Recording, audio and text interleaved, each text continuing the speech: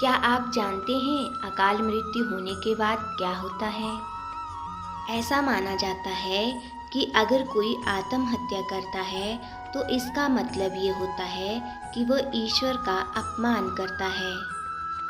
वहीं जिन लोगों की मृत्यु प्राकृतिक रूप से होती है, उन लोगों को 3 या फिर 10 या फिर 13 या फिर 40 दिनों के भीतर ही दूसरा शरीर प्राप्त हो जाता है। जो लोग आत्महत्या करते हैं उन लोगों की जीवात्मा पृथ्वी लोक पर ही भटकती रहती है।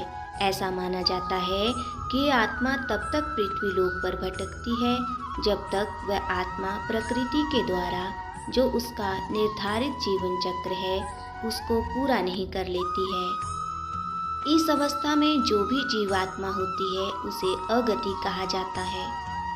ऐसे में ना तो जीवात्मा को स्वर्ग लोक की प्राप्ति होती है और ना ही नरक लोक की प्राप्ति होती है। जिन आत्मा की मृत्यु अकाल तौर पर होती है उन्हें सुख, भूख, प्यास, संभोग, क्रोध, दोष, वासना, राग आदि की पूर्ति के लिए अंधकार में ही भटकते रहना पड़ता है।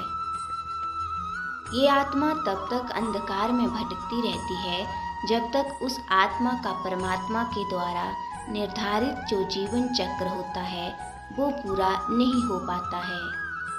जब वो चक्र पूरा हो जाता है तो आत्मा को मुक्ति मिल जाती है। प्राकृतिक रूप से मरने वाले लोगों को सीधे मोक्ष की प्राप्ति होती है, लेकिन कुछ लोगों की प्राकृतिक मृत्यु नहीं होती है। यही भटकती आत्मा बाद में भूत प्रेत बन जाती है और लोगों को परेशान करती है।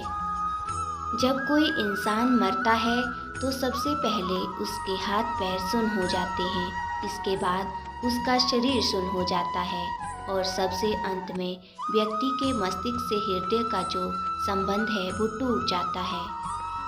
फिर जो जीवात्मा होती है वो शरीर से निकल जाती है।